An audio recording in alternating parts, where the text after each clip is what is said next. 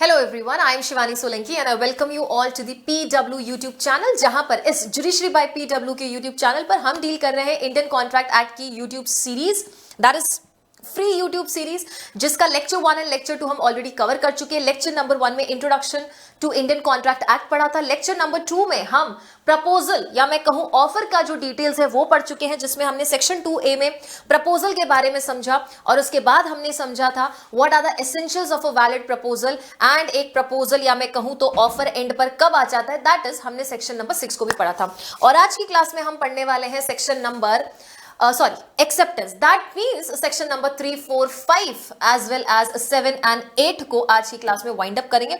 Acceptance एक ऐसा topic है जो कि समझना आसान है, लेकिन जब उसके डायरेक्ट प्रोविजंस को समझते हैं बहुत ज्यादा कंफ्यूजन होती है।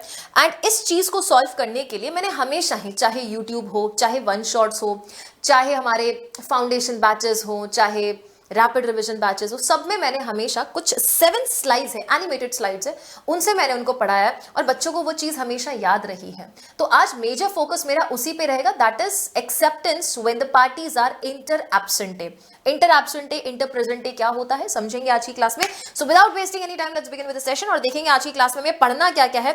मीनिंग ऑफ एक्सेप्टेंस तो पढ़ने ही वाले हैं और उसके बाद एक्सेप्टेंस के रूल्स पढ़ेंगे। वैलिड एक्सेप्टेंस क्या होती है, क्या एक्सेप्टेंस में कंडीशन लग सकती है और अगर एक्सेप्टेंस में कंडीशन लगाया तो उसका इफेक्ट क्या होने वाला है। उससे पहले all those students who are looking for the PDF जो कि हम क्लास में पढ़ते हैं, तो उसके लिए आपको इंडियन कॉन्ट्रैक्ट एक्ट का ये वाला बैच जाकर PW ऐप से एनरोल करना पड़ेगा। इस ऐप को आप डाउनलोड करेंगे PW को, उसमें जुडिशरी कैटेगरी सिलेक्ट करेंगे और ये पर्टिकुलर बैच होगा जो फ्री बैच है, कोई भी कॉस्ट डिडक्ट नहीं होगा।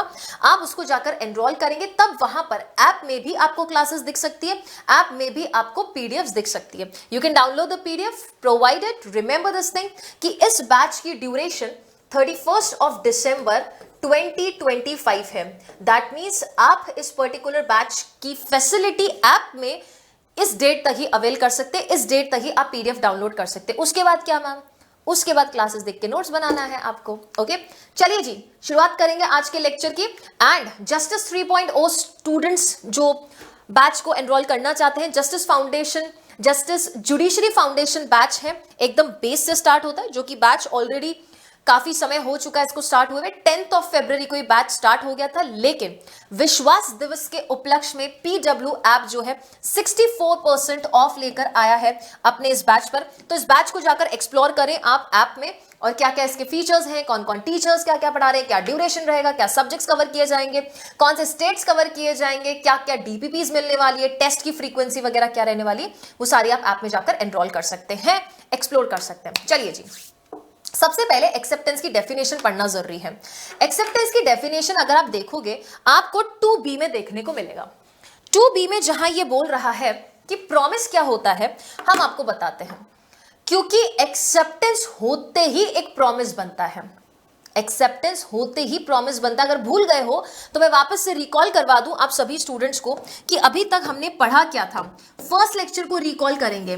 हमने बोला कि जब there is an offer, there is a proposal and when the proposal is accepted it becomes a promise, ये promise बनता है और यही definition आपको 2B में देखने को मिलेगी। ये promise के साथ जब consideration मिलता है तो ये बनता है agreement, और यही agreement जब legally enforceable होता है तो ये बनता है contract। yes, तो हमने लास्ट क्लास तक क्या कवरेज कर लिया था, प्रपोजल कवरेज कर लिया था। आज हम इस एक्सेप्टेंस को पढ़ेंगे। अब मजे की बात यह है कि एक्सेप्टेंस की डेफिनेशन तो नहीं दी है, बट प्रॉमिस की डेफिनेशन दी है, और प्रॉमिस में कहता है कि जब प्रपोजल प्रपोजी के थ्रू एक्सेप्ट कर लिया जाता है तो वो प्रॉमिस बन जाता है। दैट मीन्स 2B में अगर आप अच्छे से देखोगे तो ये कह रहा है कि प्रपोजल से प्रॉमिस बनने के लिए बीच में एक चीज चाहिए और वो है एक्सेप्टेंस, और 2B उसी का जिक्र करता है। डेफिनेशन में क्या बोलता है, when the person to whom the proposal is made, जिसको हमने प्रपोजल दिया, दैट मीन्स ये बात कर रहा है प्रपोजी की। तो acceptance has always and always to be made by promisee. This is the reason we are absolutely correct in saying that promisee can also be called as an acceptor word ध्यान रखना acceptor, क्योंकि आगे आज की class में जो हम acceptance की बात करेंगे तो वहां पे ये वर्ड प्रोमिसी भी बोल सकते हैं हम, एक्सेप्टर भी बोल सकते हैं। तो आपको वो कॉन्टेक्स्ट समझ आना चाहिए कि कौन से कॉन्टेक्स्ट में मैंने वो वर्ड यूज किया है। So when the promisee signifies as assent, assent म्हणजे काय, असेंट म्हणजे consent over here, it means consent to what, there to what, to the proposal, he gives his consent to the proposal is said to be accepted। तो हम ये कहेंगे कि वो proposal accept हो गया है, and the proposal when accepted, proposal plus acceptance becomes a promise, hence proved। hence proved जो कि हमने ये एल्गोरिथम लगा के जो भी अपने मैथ्स के हिसाब से कैलकुलेशंस बनाई है ये सही है, ठीक है। तो ये टेबल अगर आप याद रख लेंगे या ये सीक्वेंस, ये क्रोनोलॉजी याद रख लेंगे तो आप इंडियन कॉन्ट्रैक्ट एक्ट में कहीं पर भी नहीं फंसेंगे। So that is what is meant by promise. अब हम चलेंगे जहां पे प्रॉमिसर और प्रॉमिसी की डेफिनेशन पढ़नी है। 2C में आपको ये बहुत चीजें अच्छे से दे रखी है, तो एक बार आप सेक्शन 2C अपने लेवल पर जरूर देखना, जिसमें प्रॉमिसर एंड प्रॉमिसी की डेफिनेशन दे रखी है। प्रॉमिसर बोला है the person who makes an proposal, and promisee the person to whom the proposal is made, and acceptor the person who accepts the proposal, जो कि promisee ही होता है। ओके, क्या essentials हैं एक valid acceptance के? एक acceptance valid होने के लिए कुछ essentials हैं क्या? सिर्फ acceptance is not sufficient, वो acceptance भी valid होनी चाहिए। मतलब कुछ ऐसा parameters हैं कि अगर आपका acceptance उन parameters को cover कर लेता है तो हम कहेंगे कि वो एक valid acceptance बन चुका है। जिसमें सबसे पहले ये होता है it should be communicated to the offer. If you all remember, हमने ऑफर के एसेंशियलिटी में पढ़ा था कि offer must be communicated to the offeree, जिसका लैंडमार्क केस हम पढ़ के आए हैं लालमन शुक्ला वर्सेस गौरी दत्त, कि जब तक आपको ऑफर ही कम्युनिकेटेड नहीं आप उसको एक्सेप्ट नहीं कर सकते हो। और यहीं पर एक्सेप्टेंस की एक ऑफर से एसेंशियलिटी निकलती है कि जब तक आपको ऑफर नहीं दिया जाए आप एक्सेप्ट नहीं कर सकते हो। दैट मीन्स हम कह सकते हैं कि हमेशा ऑफर पहले होगा और उसके बाद एक्सेप्टेंस होगा। आप पहले एक्सेप्टेंस लेकर ही नहीं बैठ सकते। Okay ma'am, I purchase your batch but I haven't offered the batch yet. नहीं मैम, हमको पता है, हमारी दिव्य दृष्टि, हमको सपने में आया था कि आप बैच लॉन्च करने वाले, ऐसा नहीं है। Okay, so the acceptance must always and always be communicated to the offeror in the same manner as the offer is communicated to the offeree, promisee, proposee by the offeror, promisor, proposer, same words. Okay, second, it should be absolute and unconditional. इसको connect करते हैं हम section number 7 से। Section number 7 के साथ हम इस point को पढ़ सकते हैं जो ये कहता है कि आपका जो एक्सेप्टेंस होगा वो एब्सोल्यूट होगा एंड अनक्वालिफाइड होगा, ठीक है, जिसको मैं कहती हूँ कि एयू के नाम से ध्यान रखो आप, ठीक है, AU, that is absolute and unconditional. Unconditional, unqualified, one and the same thing. Unqualified means what? कोई भी अपनी मर्जी नहीं लगाएंगे वहां। स्पेसिफिकली एक्सेप्टर के पॉइंट ऑफ व्यू से बात करें, देखो ऑफर में कंडीशन लगाई जा सकती है, ऑफरर ऑफर देते हुए कंडीशन लगा सकता है, बट ऑफरी एक्सेप्ट करते हुए, रादर मैं कहूं एक्सेप्टर एक्सेप्ट करते हुए कोई कंडीशन नहीं लगाया। ओके मैम, हम आपका घर खरीद तो लेंगे, पर जब आपने 10 लाख रुपए बोला ना, 8 लाख कर दो। दिस एक्सेप्टेंस के साथ कंडीशन जब ऑफरी लगाए, जब प्रोमिसी लगाए, जब प्रपोजी लगाए, तो ये वैलिड एक्सेप्टेंस नहीं है, क्योंकि अब ये काउंटर ऑफर को अमाउंट कर जाती है, and we all know counter offer revokes the initial offer. इसीलिए हमेशा अनकंडीशनल होनी चाहिए, बिना किसी का, आप सर्टेन रहिए।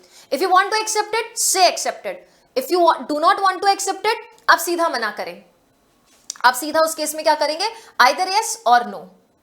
बट वहां क्या नहीं हो सकता, वहां पे एक एम्बिग्विटी नहीं हो सकती, यस नो मिसअंडरस्टैंडिंग नहीं हो सकता। Okay, next, it should be given in a prescribe mode bye acceptor. इसके साथ हम क्या पढ़ते हैं, इसको हम यूजुअली पढ़ते हैं सेक्शन नंबर 7 के साथ। सेक्शन नंबर 7 में ये चीज भी दे रखी है that if the offeror has expressly mention any mode of accepting then the acceptance must be in the given और the prescribe mode.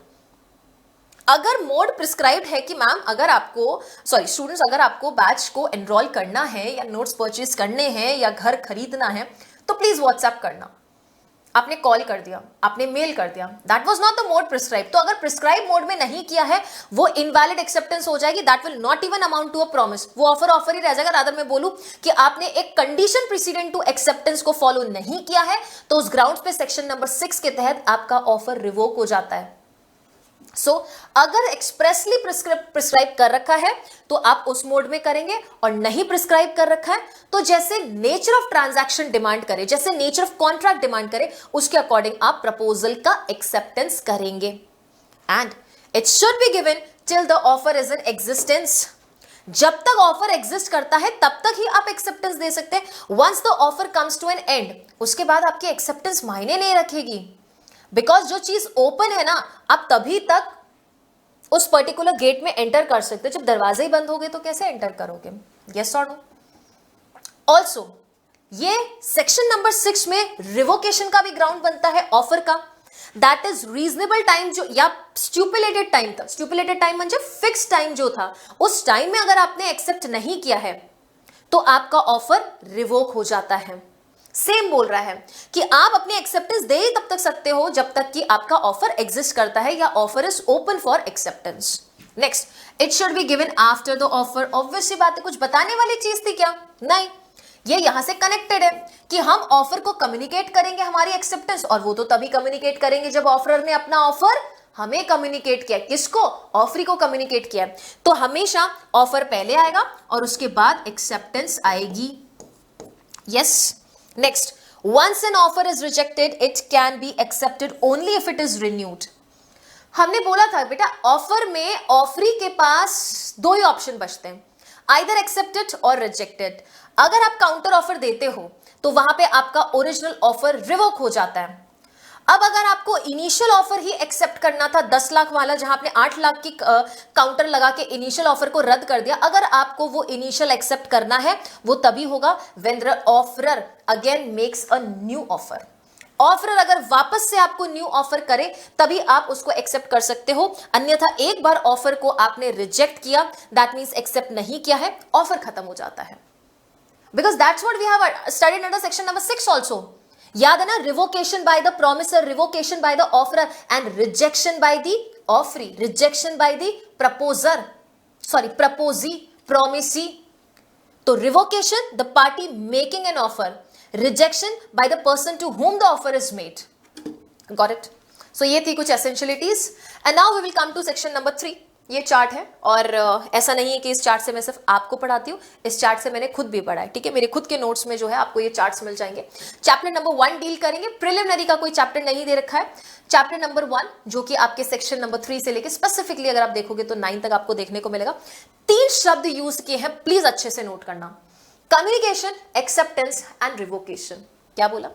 Communication, acceptance and revocation. आप खुद सोचो, कम्युनिकेशन किसका होगा? कम्युनिकेशन किसका किसका हो सकता है? कम्युनिकेशन प्रपोजल का हो सकता है, कम्युनिकेशन एक्सेप्टेंस का हो सकता है, कम्युनिकेशन रिवोकेशन का हो सकता है। रिवोकेशन भी किसका? रिवोकेशन प्रपोजल का हो सकता है, कम्युनिकेशन रिवोकेशन ऑफ एक्सेप्टेंस हो सकता है। नहीं समझ आया? बाउंसर गया? Don't worry. चलिए okay, anyways, let it be.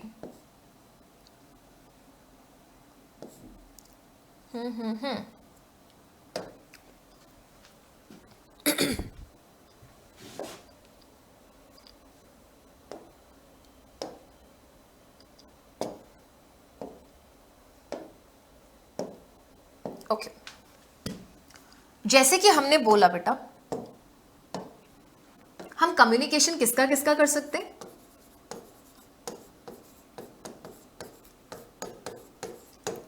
Communication किसका किसका हो सकता है? कम्युनिकेशन पहले हो सकता है ऑफर का। कम्युनिकेशन जब ऑफरर ने ऑफर का कर दिया है तो हमारा ऑफरी किसका कम्युनिकेशन करेगा? एक्सेप्टेंस का। ठीक है, अच्छा ये करता कौन कौन है जरा ये भी देख लें। ऑफर का कम्युनिकेशन किसके द्वारा होता है? By offeror. एक्सेप्टेंस का कम्युनिकेशन किसके द्वारा होता है? Bye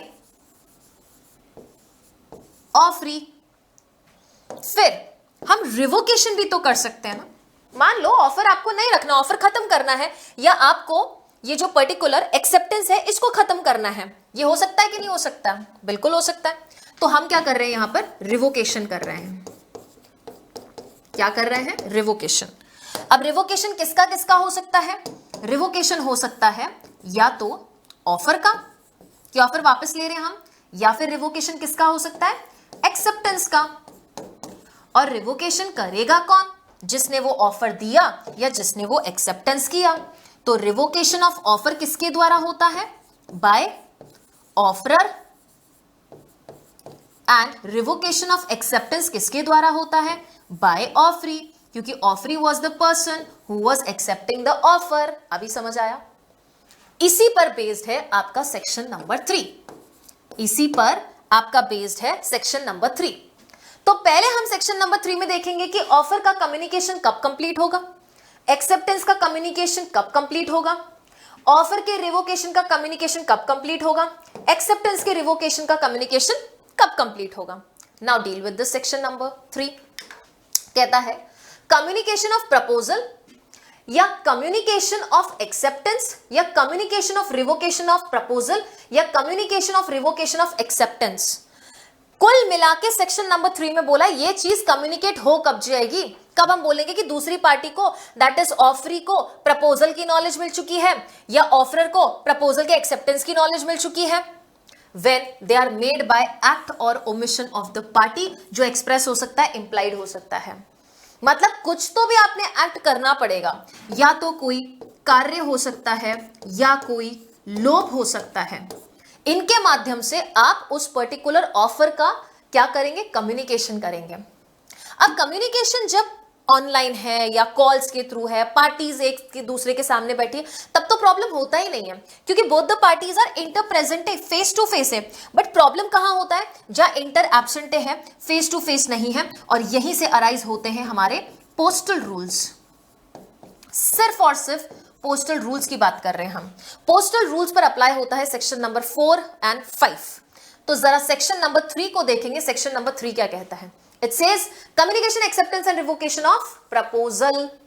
The communication of proposal, the communication of acceptance of the proposal and communication of revocation of proposal or communication of revocation of acceptance कब कंप्लीट होगा? Are deemed to be made by any act or omission of the party proposing, party accepting, party revoking, by which he intends to communicate the proposal, acceptance or revocation, or which he has the effect of communicating it. जो party intent करती है proposal रखने का, acceptance करने का, revocation करने का, अगर वो कोई भी ऐसा एक्ट या ओमिशन कर दे तो हम बोलेंगे कि वहां पर आपका communication of proposal, acceptance, revocation of proposal, revocation of acceptance हो चुका है। ये है सेक्शन नंबर 3। अब सेक्शन नंबर 4 ये कहता है कि कम्युनिकेशन कंप्लीट कब होगा। तो कम्युनिकेशन हमें 2 से 3 चीजों का कम्युनिकेशन देखना है। पहले हम कम्युनिकेशन देखेंगे प्रपोजल का। प्रपोजल का कम्युनिकेशन करता कौन है? ऑफरर। किसको प्रपोजल रखना है, किसके सामने प्रपोजल रखना है? ऑफरी के सामने, प्रपोजी के सामने, प्रोमिसी के सामने। तो एक प्रपोजल का कम्युनिकेशन तब कंप्लीट होता है, sorry,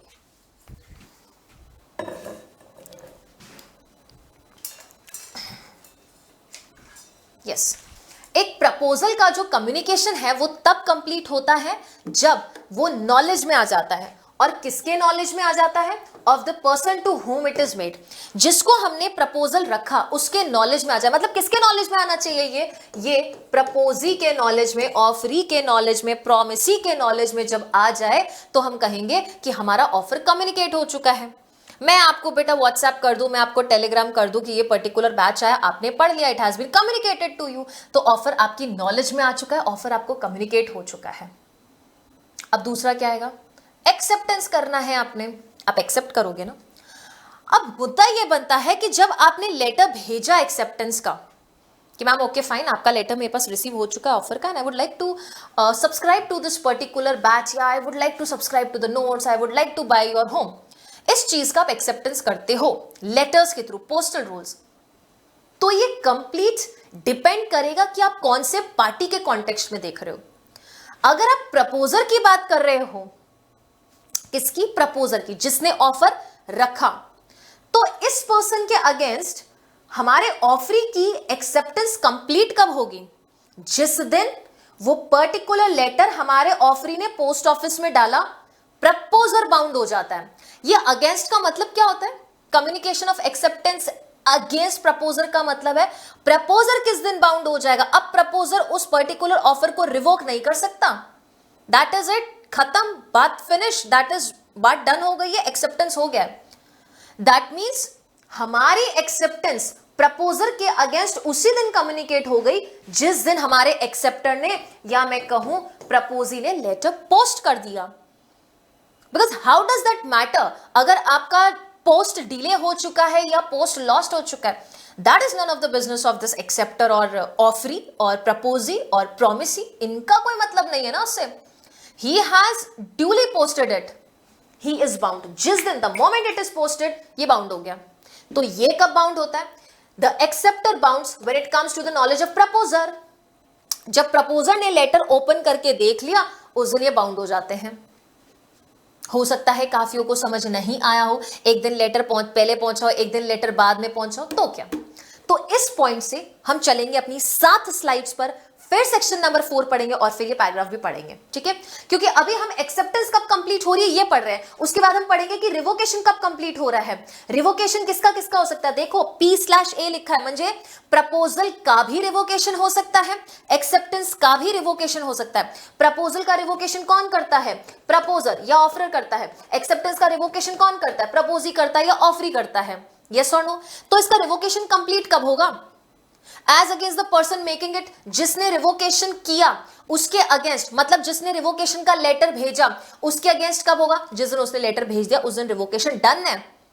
and against the person who made it, जिसके अगेंस्ट आपने वो रिवोकेशन किया है प्रपोजल का, या जिसके अगेंस्ट आपने रिवोकेशन किया है एक्सेप्टेंस का, उसके अगेंस्ट कब होगा? उसको कब मालूम पता चलेगा? वो कब अब बाध्य हो जाता है? When it comes to his knowledge. अभी भी हो सकता है काफी स्टूडेंट्स को क्लियर नहीं हो, तो आएंगे हम अपनी स्लाइड से पढ़ेंगे, इसको बाद में पढ़ेंगे, सेक्शन नंबर 5 को बाद में पढ़ेंगे। ओके, आओ सर। अब आपको 2 तारीखें हैं जो बहुत अच्छे से याद रखनी पड़ेगी। दे आर 2 डेट्स, छाप के रखना दिमाग में अच्छे से। ट्रस्ट में, जिंदगी में ये कभी आपका कॉन्सेप्ट नहीं जाएगा। इसको मैं पिछले 2 सालों से फॉलो कर रही हूँ और बच्चों को जब भी समझाया, चाहे क्लैट यूजी का बच्चा हो, पीजी का बच्चा हो, जुडिशरी के बच्चे हों, जिन्होंने पहली बार कॉन्ट्रैक्ट हाथ में लिया है, उनको भी बहुत अच्छे समझ आया। तो बहुत अच्छे समझना। And all those who are looking only and only for the acceptance postal rules, तो उसका भी लॉ वाला यूट्यूब चैनल पे 17 से 19 मिनट का एक वीडियो बना रखा है, शॉर्ट वीडियो, उसमें भी सेम स्लाइड्स यूज की गई, 7 स्लाइड्स है आपके सामने। ओके, सबसे पहले स्क्रीन पे क्या दिख रहा है? Communication of an offer. A आता है। ए कौन है? Please note down. यहां पर this mister A is an offeror, ठीक है? ये कौन है? ऑफरर। ये कौन है? ऑफरी। मैं बोलूं ये ऑफरी भी है और ये एक्सेप्टर भी है, because he is the one who has to accept the offer और write the, it is his description, obviously he can reject also. Okay, जब एक्सेप्ट करेगा तो वो एक्सेप्टर बन जाएगा, बराबर। वो ऑफरर, ये ऑफरी। मिस्टर ए ऑफर करता है मिस्टर बी को, listen I want to sell my house, ठीक है? एक घर ले लेते हैं कि मैं अपना जो घर है 10 करोड़ रुपए में, सॉरी 10 लाख रुपए में रोकड़ा में बेचना चाहता हूं, कैश में लूंगा, ठीक है? तो मिस्टर ए ऑफर भेजता है। देखो ये लेटर यहां आया, can you see the arrow? ये लेटर यहां आता है ऑफर का, बी के पास पहुंचता है। बट लेटर भेजा किस दिन, ये डेट्स हमको ध्यान रखना है। 1 जनवरी को ए ने लेटर डिस्पैच किया, बी के पास पहुंचता है 4 जनवरी को। बी के पास कभी पहुंचता है? बी के पास पहुंचता है 4 जनवरी को, मतलब 3 दिन बाद बी के पास पहुंच जाता है ये letter. So the question arises, as per section number 3, when the communication of an offer is completed for this offeree, when it comes to his knowledge, मतलब 4 जनवरी को। यही नीचे लिखा है, communication of offer is completed to the offeree on 4 January. कहानी खत्म, इसमें तो कोई प्रॉब्लम ही नहीं था। Now what do you think अगला स्टेप क्या होगा? मैम बी एक्सेप्ट करेगा। हाँ बिल्कुल बी एक्सेप्ट करेगा। तो बी से लेटर ए के पास जाएगा, लेटर किसका जाएगा? एक्सेप्टेंस का। यही स्लाइड है अगली, कम्युनिकेशन ऑफ एक्सेप्टेंस। पिछले में क्या था? कम्युनिकेशन ऑफ ऑफर, एंड अब ये एक्सेप्टेंस भेजेगा, तो कम्युनिकेशन ऑफ एन एक्सेप्टेंस, बराबर। मिस्टर बी 2 दिन लगाता है। यहां पे कब हुआ बेटा? 1 जनवरी, ठीक है? ये कब लेटर पोस्ट करता है? 4 जनवरी को लेटर पोस्ट करता है। 4 जनवरी को पहुंचता है, 2 दिन लगाता है, घर वालों से पूछता है कि चलो ठीक है बढ़िया, मकान है, काम करते, 6 जनवरी को अपन लेटर भेज देते हैं। 6 जनवरी को letter of acceptance is dispatched by offeree. ये लेटर डिस्पैच करता है बेटा 6 जनवरी को। 6 जनवरी को जैसे ही लेटर गया, ये अपनी जिम्मेदारी से मुक्त हुआ। लेटर चाहे 10 दिन में पहुंचे, 20 दिन में पहुंचे, ये ऑफरी का हेडेक नहीं है, ये ऑफरी की जिम्मेदारी नहीं है। लेटर बीच में घूम जाए, ये ऑफरी की जिम्मेदारी नहीं है। अब हम ये पढ़ रहे थे सेक्शन नंबर 4 में, communication of an acceptance offeree के अगेंस्ट, दैट इज प्रोमिसर के अगेंस्ट कब कंप्लीट होती है, एंड ऑफरी के अगेंस्ट या हम कहें प्रोमिसी के अगेंस्ट कब कंप्लीट होती है। दैट मींस ये किस दिन बाउंड होता है और ये किस दिन बाउंड होता है। As I have already said कि जब हम एक्सेप्टेंस की बात करते हैं तो acceptance, the moment your offeree puts the letter into the letter box, the proposer gets bound. तो प्रपोजर किस दिन बाउंड हो गया? 6 जनवरी को। तो वहां बड़ा बड़ा सा लिखेंगे हम, 6 जनवरी को मिस्टर ए बाउंड हो जाता है। बाउंड होने का मतलब क्या है? बाउंड होने का मतलब है कि 6 जनवरी के बाद ए अपने ऑफर को रिवोक नहीं कर सकता। अब ए की कोई मर्जी नहीं चलेगी। ए को जो कुछ करना था वो 6 जनवरी से पहले कर सकता था। 6 जनवरी के बाद अगर A letter of revocation of offer या प्रपोजल भेजता है, वो गलत होगा, इनवैलिड होगा, क्योंकि 6 जनवरी को यहां से लेटर ऑफ एक्सेप्टेंस जा चुका है, वो बाउंड हो गया। Letter of acceptance received to offeror A on 10 January. पर मैम इसके पास तो 10 जनवरी को पहुंचा, हमारा हेडेक है ही नहीं किस दिन पहुंच रहा है, ऑफरी का प्रॉब्लम है ही नहीं किस दिन पहुंच रहा है। ऑफरी ने जिस दिन लेटर डाला ये हो गया bound, he is bound on 6 January. And ये कब बाउंड होता है? क्योंकि ये भी तो 6 जनवरी को बेटा लेटर ऑफ एक्सेप्टेंस भेज के 7 तारीख को अगर इसने अपना मानस बदल दिया तो, कि नहीं नहीं now I should refuse with this particular offer, ये थोड़ा ऑफर महंगा पड़ेगा, 8 लाख में घर खरीद सकता था, मेरा लेटर ऑफ एक्सेप्टेंस तो मैंने एक दिन पहले भेज दिया, ओके फाइन, नोटबुक निकाला, letter of revocation of acceptance भेजा, तो बेटा ये उस दिन बाउंड हो जाता है when A receives the letter of acceptance. और इसको लेटर ऑफ एक्सेप्टेंस मिलता किस दिन है? 10 जनवरी को। तो हमारा बी बाउंड किस दिन होता है? 10 जनवरी को। यही चीज लिखी थी आपके इस चीज में, please note down this thing. Acceptance is complete as against proposal. Proposal mister A के अगेंस्ट एक्सेप्टेंस कब कंप्लीट होती है? जब मिस्टर बी लेटर ट्रांसमिशन में डाल देता है so as to be out of his powers.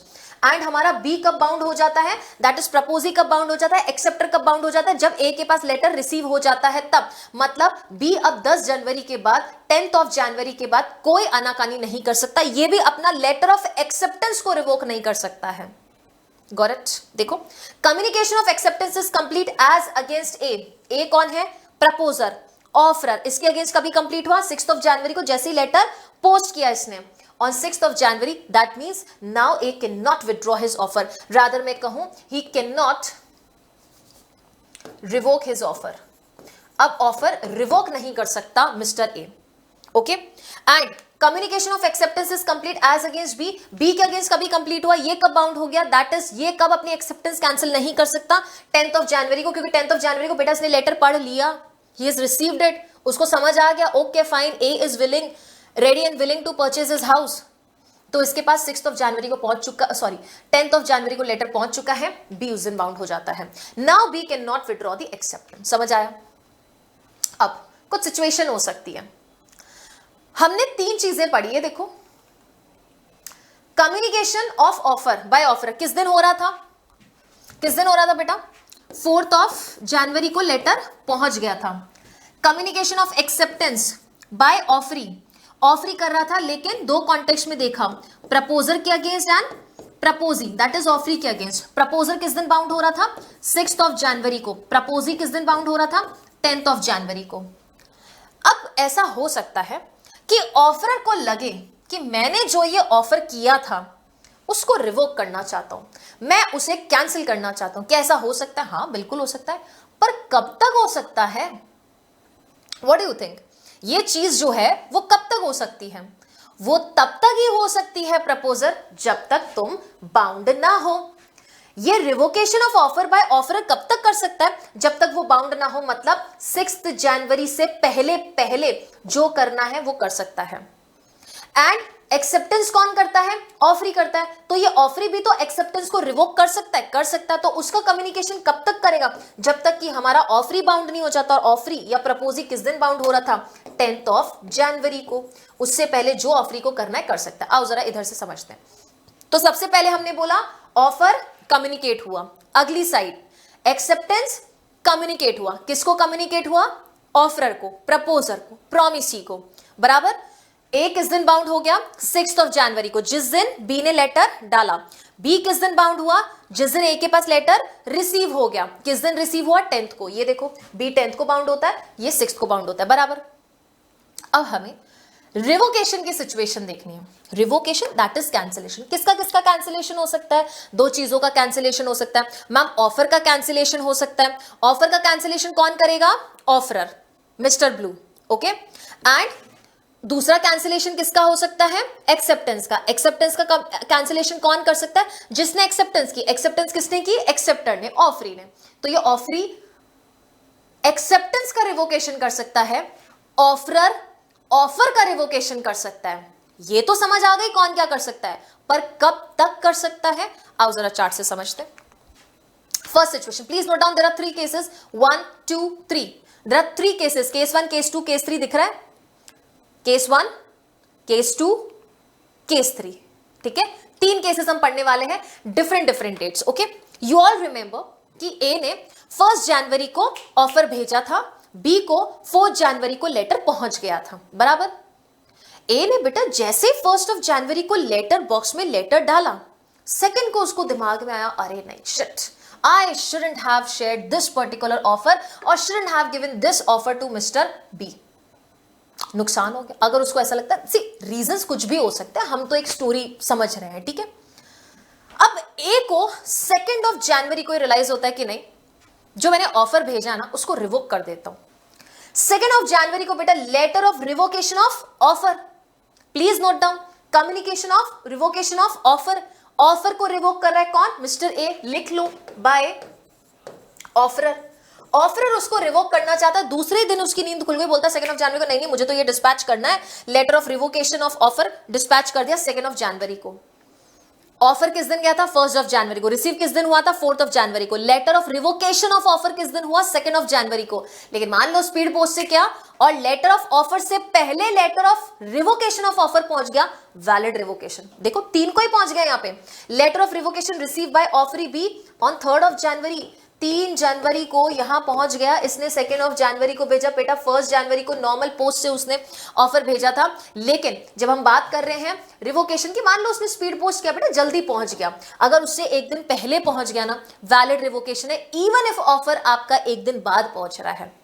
The offer is revoked on 3rd January, therefore the acceptance by B is not valid. अब 4 जनवरी को B के पास लेटर पहुंचे, वो 6 जनवरी को एक्सेप्टेंस करे, नॉट अ वैलिड एक्सेप्टेंस, क्योंकि उससे पहले, ऑफर से पहले ऑफर का रिजेक्शन का लेटर पहुंच गया, वैलिड रिजेक्शन है, ठीक है। दूसरी सिचुएशन में क्या हो रहा है? अब यहां पर डेट देखना कौन सी आ रही है, 5th जनवरी को पहुंचा, मतलब लेटर ऑफ ऑफर के दूसरे दिन letter of revocation of offer पहुंच रहा है। 2 ऑफ जनवरी को सेम सिचुएशन, बस केस 2 है। यहां पे क्या था? ये केस 1 था, यहां केस 2 है। रिवोकेशन ऑफ ऑफर देख लो कौन कर रहा है? बाय ऑफरर हो रहा है, ठीक है, it is being done by offeror. So letter of revocation dispatch होता है 2 ऑफ जनवरी को बाय ऑफरर, एंड रिसीव कब होता है? 4th ऑफ जनवरी के बाद, म्हणजे 5th ऑफ जनवरी को रिसीव होता है, ऑफर आने के बाद।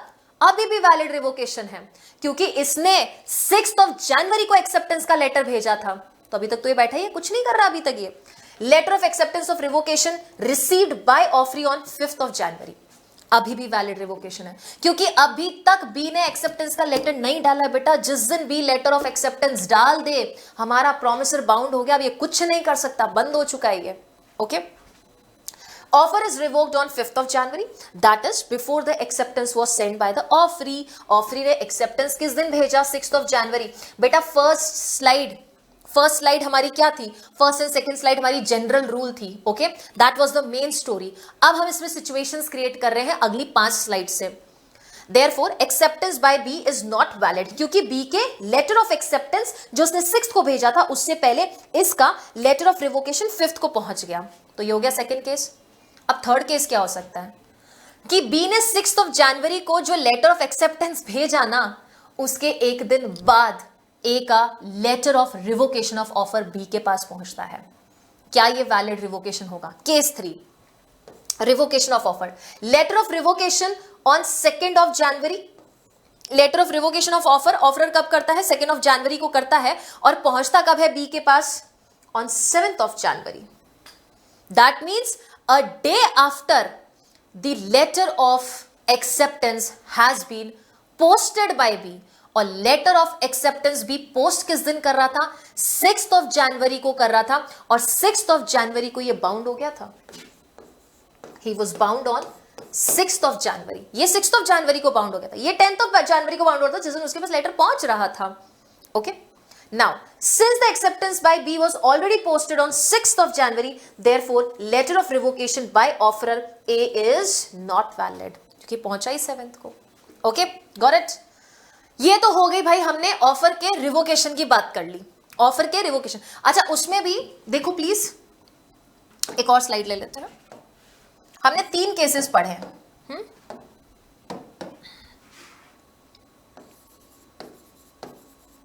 Communication of revocation of offer, ठीक है। इसमें हमने 3 केसेस पढ़े थे, और 3 केसेस कौन कौन से थे? Case 1, case 2 and case 3। That is the letter of revocation received कब हो रहा था, उस ग्राउंड्स पे हमने 3 सिचुएशंस पढ़ी थी। पहला कब हो रहा था? It was received before letter of offer was received. Letter of offer was received by offeree. पहली तो ये सिचुएशन हो गई थी। सेकंड कौन सी सिचुएशन हुई थी? सेकंड सिचुएशन हुई थी after letter of offer received by offeree but before acceptance of offer by offeree। And third situation कौन सी है? थर्ड सिचुएशन हमने क्या डील की है?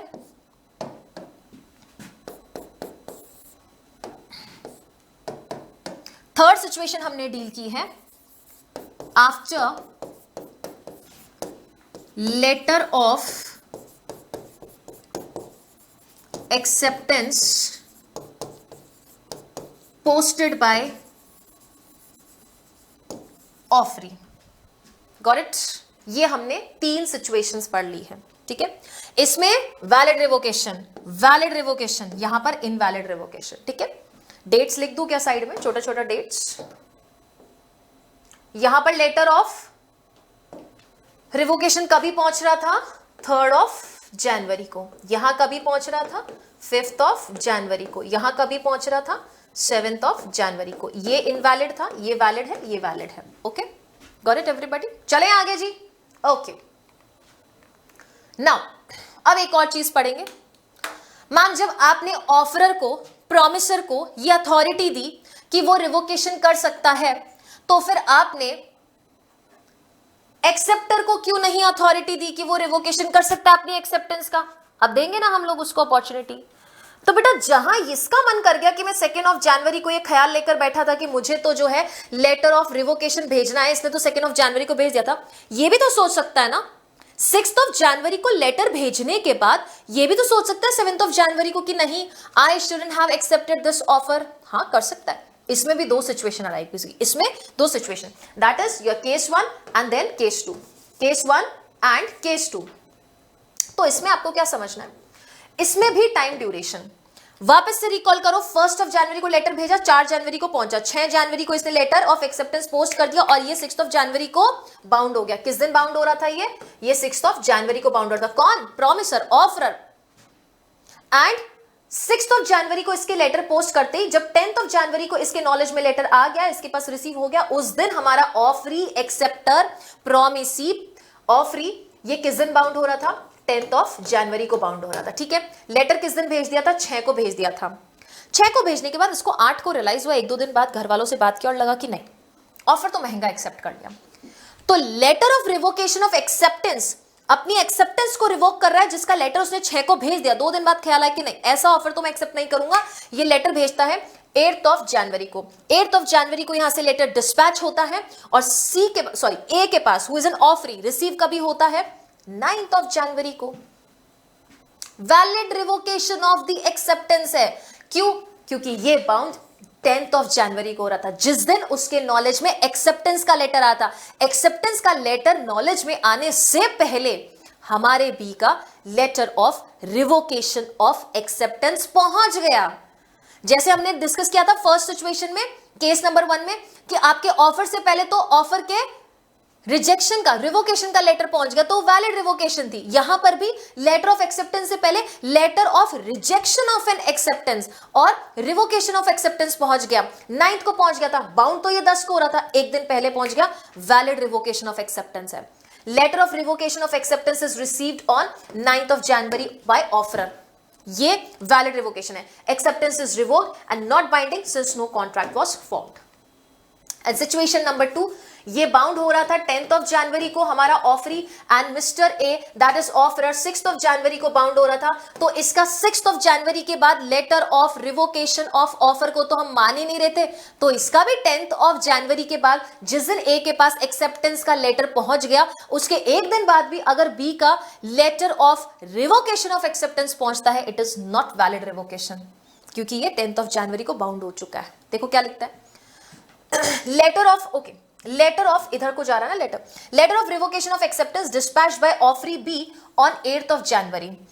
ऑफरी का नाम क्या है? बी है। 8th ऑफ जनवरी को लेटर ऑफ रिवोकेशन भेजता है, but letter of revocation of acceptance पहुंचता कभी है? It is received on 11th of January, that is 1 day after the letter of acceptance has been received by B. 10th of January को received by A, 10th of January को A को receive हो गया, B उस दिन bound हो गया था। Acceptance can not be revoked as it is binding since the contract was formed on 10th of January. Valid contract जो है 10th ऑफ जनवरी को फॉर्म हो गया था। दोनों की डेट्स याद रखनी है आपको। आई होप कि ये जो पूरा चार्ट है वो आपको समझ आया होगा। अब आ जाएंगे हम सेक्शन नंबर 4 पर एक बारी। ओके, यस, 1 2 3 1 2 3 बस यही दे रखा और कुछ भी नहीं है। कहता है कम्युनिकेशन ऑफ प्रपोजल कब कंप्लीट होता है? When it comes to the knowledge of the person to whom it is made, मतलब when it comes to the knowledge of proposee. Communication of acceptance is complete, दो perspective से देखनी है, against the proposer and against the acceptor. और acceptor को मैं promisee भी बोल सकती हूं, मैं ऑफरी भी बोल सकती हूं, या प्रपोजी भी बोल सकती हूं। प्रपोजर को हम ऑफरर भी बोल सकते हैं, हम प्रपोजर भी बोल सकते, प्रपोजर तो बोल ही सकते हैं, ऑफरर भी बोल सकते हैं, या प्रॉमिसर भी बोल सकते हैं। Okay, as against the proposer when it is put in the course of transmission to him, that means जिस दिन, किस दिन? 6th of January, so as to be out of the power of the acceptor, and as against the acceptor, acceptor के against, that is B के against कभी हो रहा था? when it was coming to the knowledge of the proposer, A के जिस दिन knowledge में आ रहा था, किस दिन आ रहा था? 10th of January को, when it comes to the knowledge of the proposer। लिख लो 10th of January, और यहाँ पे किस दिन हो रहा था?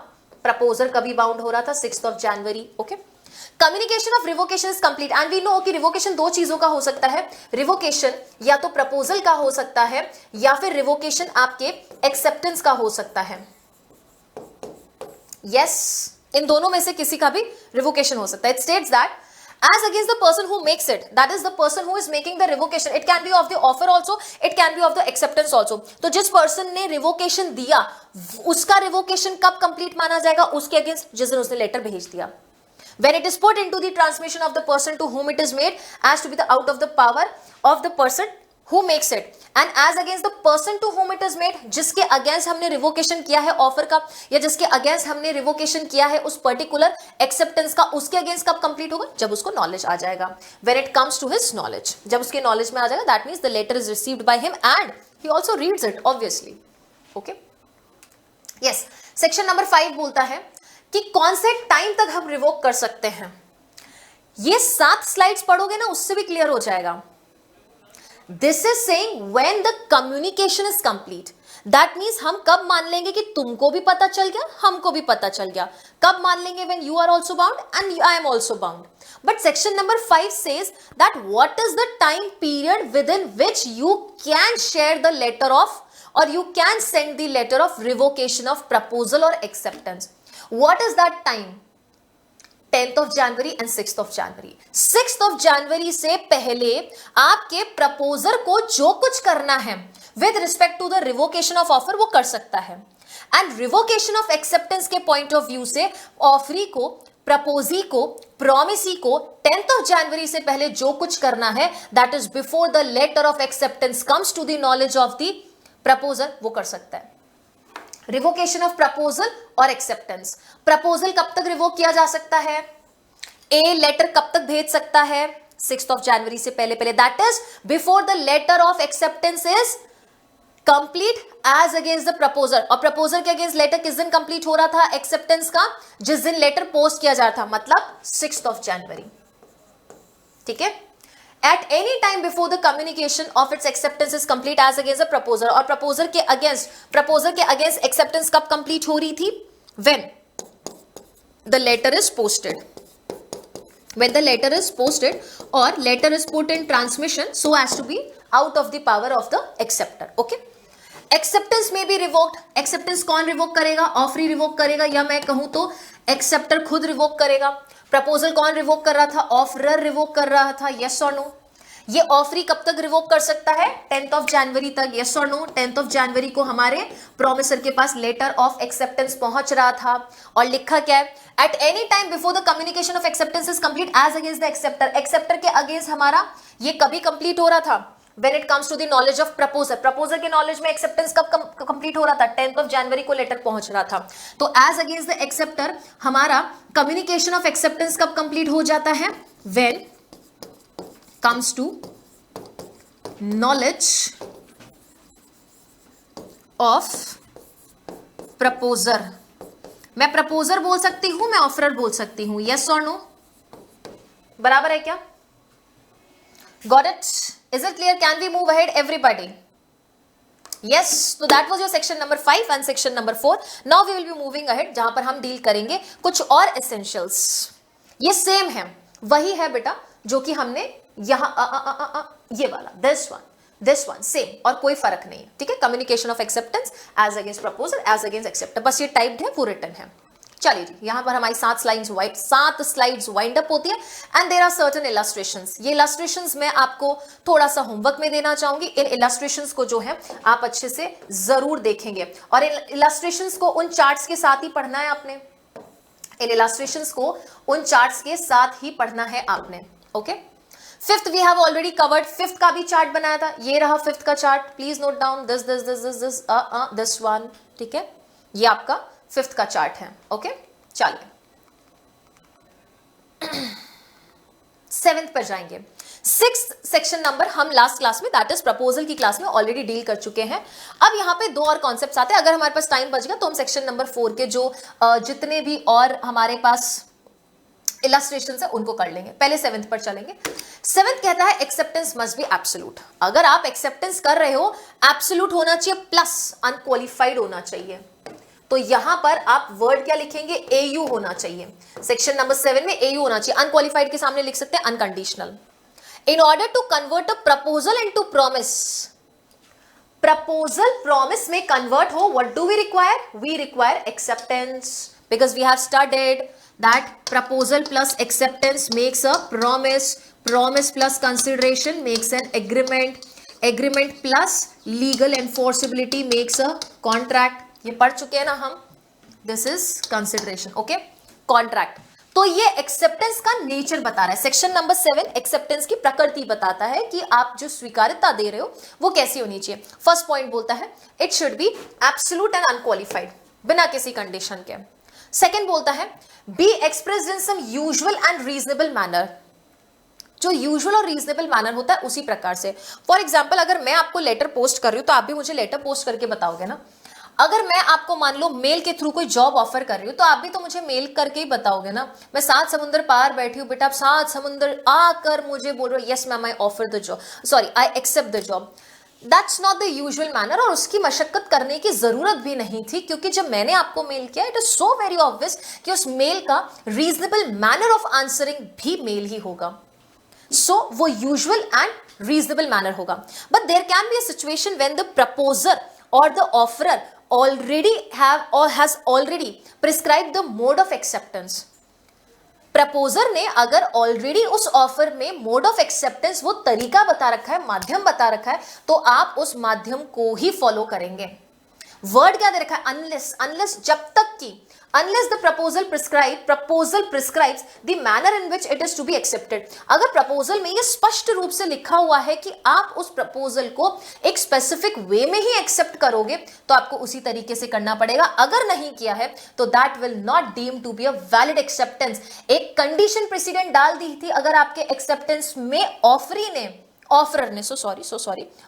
ने अगर वो एक्सेप्टेंस नहीं किया है आपने, तो वो ब्रीच ऑफ a condition होगा, and that is a valid ground for the revocation of an offer as per section number 6.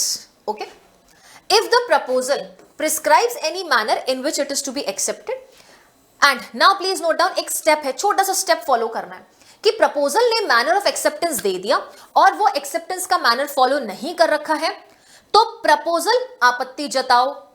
आप आपत्ति जताइए, नोटिस दीजिए ऑफरर को, ऑफरी को कि लिसन, ऑफरी या एक्सेप्टर दोनों एक ही चीज है, कि एक्सेप्टर तुमने प्रिस्क्राइब मोड में एक्सेप्टेंस किया नहीं है, so please accept in the prescribe mode. और अगर ये प्रोसीजर हमारा ऑफरर नहीं फॉलो करे, it will be deemed to be a deemed acceptance. It will amount to a deemed acceptance. ये माना जाएगा आपने एक्सेप्टेंस कर लिया। अगर आपको समस्या थी, आपने मोड प्रिस्क्राइब कर रखा था, आपको वो मोड पसंद नहीं आया जो कि आपके ऑफरी ने एक्सेप्ट किया है, आपत्ति जताइए, send him a notice, reasonable time में उसको बोलिए कि ये प्रॉपर मोड से एक्सेप्ट कीजिए, नहीं किया है, deemed acceptance. And the acceptance is not made in such manner, the proposer may, discretion of proposer, okay, proposer may within a reasonable time after the acceptance is communicated to him, insist, थोड़ा दबाव बनाएगा, okay, insist that his proposal shall be accepted in the prescribed manner and not otherwise। But if he fails to do so, he means the proposal fails to insist the proposee or the offerer fails to insist the offeree to accept the offer in the given or the prescribed mode, he accepts the acceptance, it will amount to a deemed acceptance, it will be presumed, it will be assumed कि आपने acceptance कर लिया है उसी mode से जो कि first mode से आपके ऑफरी ने एक्सेप्टेंस किया था। बहुत इंपॉर्टेंट कंडीशन है, अक्सर बच्चे इसको पढ़कर नहीं जाते हैं ना, ये इंसिस्ट वाला पॉइंट वेरी इंपॉर्टेंट, स्टार लगा लो इसको। चले जी आगे, सेक्शन नंबर 8 पढ़ेंगे। कई बार एक्सेप्टेंस इन दो तरीके से भी हो सकती है। There can be manners in which you can communicate your acceptance. दो तरीके बता रखे हैं कि एक्सेप्टेंस के और कौन से तरीके हो सकते हैं। तो it says acceptance by performing a condition भी हो सकता है और रिसीविंग अ कंसिडरेशन। हम एक्सेप्टेंस पे जब कई बार कंडीशन लगा देते हैं और आपने वो कंडीशन फुलफिल कर दी है, तो हम मान लेंगे कि आपने एक्सेप्टेंस कर लिया है। Example, I say that if you want to purchase my notes then please deposit a enrolment fees of ₹200। एक रसीद कटवा लो 200 रुपए की, क्या फर्क पड़ता है? अगर मैंने ये बोल दिया तो ऑब्वियसली फर्क तो पड़ता है ना, पाई का फर्क पड़ता है, ठीक है। तो अगर मैं ये बोलूं कि 200 रुपए की एक रसीद कटा लो, एक बेसिक एनरोलमेंट करा दो। आपने कई बार देखा होगा कॉलेजेस में काउंसलिंग जब होती है तो आप एक अपनी टेम्पररी सीट, है ना, हम कह सकते हैं कि एक टेम्पररी तरीके से आप अपना एनरोलमेंट करवा लेते हैं, सीट रिजर्व करवा लेते हैं, और उसके बाद फाइनल कंफर्मेशन आपका कब होता है? जब आप फीस डिपॉजिट करवा देते हैं। तो वही है, अगर हमने कोई कंडीशन रख दी है, वो कंडीशन अगर आपने प्रेसिडेंट फॉलो कर लिए, वो या acceptance of any consideration for a reciprocal promise which may be offered with the proposal. अगर प्रपोजल के साथ रेसिप्रोकल प्रॉमिस में कंसिडरेशन आपने रिसीव कर लिया तो वो भी वैलिड एक्सेप्टेंस माना जाएगा। यस और नो? मैं बोल रही हूं बेटा अगर बैच परचेज करना है आपको तो पूरी की पूरी फीस जमा करवा दो। Fees was what? It was a consideration. जैसे ही आपने पूरी फीस जमा करवाई, ये मान लिया जाएगा कि आपने उस ऑफर को एक्सेप्ट कर लिया है। Okay, so that was your section number 8। Acceptance के हमारे पास कुछ लैंडमार्क केसेस हैं जो मैंने क्लास में भी बच्चों को पढ़ा है। फेल्टहाउस वर्सेस बेंटले है, ये एक्सेप्टेंस ऑफ अ कॉन्ट्रैक्ट का प्रिंसिपल्स गाइडलाइंस ले डाउन करता है। कहता है acceptance must be communicated by the offeror of a contract to be legally binding. ये हम one of the essentialities of acceptance में, इनफैक्ट मैं कहूं तो फर्स्ट एसेंशियलिटी में पढ़ के आए हैं, that for every acceptance, for every valid acceptance it must be communicated to the offeror, and for a valid offer also it must be essential कि ऑफरर अपना ऑफर ऑफरी को कम्युनिकेट करे। इस पर एक और लैंडमार्क केस बन सकता है, वो कौन सा हो सकता है? हमारा Lalman Shukla versus Gauri Dutt. Okay, next, the case also highlighted that silence or inaction on part of an offerer cannot be considered as acceptance. Therefore, for a contract to be formed, both parties must communicate their acceptance of offer to each other. फिर आता है एक Powell versus ली का case है, जो कहता है that the acceptance of an offer must be communicated to the offerer for a contract to be formed. The case also highlighted that offerer's reliance on the offer is not enough to establish a contract. कि offeree ने contract के ऊपर rely कर लिया है या उसने जवाब नहीं दिया है तो वो वैलिड एक्सेप्टेंस नहीं होगा। The acceptance has to be properly communicated, it may be implied, it may be express also. Okay, Adam versus Lindsell, it stated that acceptance by post is effective as soon as it is posted and not when it is received by offerer. पता है क्या कहना चाहता है? ये कहना चाहता है the day when the offerer gets bound or the day when the communication of an acceptance is complete as against the proposer, उस दिन आपका एक्सेप्टेंस कंप्लीट मान लिया जाता है। और किस दिन हो रहा था हमारे सिचुएशन में 7 स्लाइड्स में? 6 जनवरी को हो रहा था कि जैसे ही हमारा ऑफरी या प्रपोजी या promisee letter of acceptance post करता है, हम ये कह देंगे कि हमारा एक्सेप्टेंस कंप्लीट हो चुका है। इस चीज से कोई फर्क नहीं पड़ता है that offeror has received the letter और not. The principle applies when the use of post is a reasonable means of communication and there is no indication that a different mode of acceptance is required. Okay, एक और case पढ़ेंगे आप, भगवान दास versus Girdhari Lal, काफी landmark case है। Okay, ये भी acceptance के रिगार्डिंग ही बात करता है। पहले सिचुएशन पढ़ेंगे। It says that the plaintiff offered to sell a house to the defendant and defendant accepted the offer by telephone. Plaintiff ने ऑफर किया डिफेंडेंट को कि मैं अपना घर बेचना चाहता हूं और डिफेंडेंट ने इसका एक्सेप्टेंस किया टेलीफोन के through. However, the defendant later refused to complete the transaction, arguing that acceptance was not valid since it was not in writing. बोलता है कि आपको फोन से जो आपने कम्युनिकेशन किया है, टेलीफोनिक कम्युनिकेशन को मैं नहीं मानता हूं, आपको राइटिंग में जो है वो लेटर देना चाहिए था, तो मैं वैलिड एक्सेप्टेंस मानता हूं। ये लैंडमार्क केस है इस चीज का, that N acceptance by telephone is a valid acceptance. क्या बोला इसमें? Court held acceptance by telephone was a valid mode of acceptance even though it was not in writing. अगर आप उस लेटर में एक्सप्रेसली लिख के दे देते that since my offer is in writing and you also need to communicate your communication or your acceptance in writing, तो हम कहते हैं कि as per section number 6 the offerer has already prescribed the mode। prescribe किया ही नहीं है उसने, एक reasonable mode से, usual mode से टेलीफोन करके आपको अपनी acceptance बता दी है। तो गिरधारी लाल का ये जो केस है, भगवान दास वर्सेस गिरधारी लाल, कहता है कि टेलीफोन से हुई कम्युनिकेशन वैलिड कम्युनिकेशन है। बाकी ये पूरा जजमेंट जो है आप जरूर पढ़ना। एंड ये कहता है the court held that acceptance by telephone was complete when it was communicated to the plaintiff and the defendant was bound by the terms of the contract. जैसे ही आप कॉल करके वो सूचना देते हैं, जैसे ही आपने सुना, आपके कानों में वो शब्द पड़े, the acceptance is complete. Yes, section number 9 जरूर पढ़ेंगे।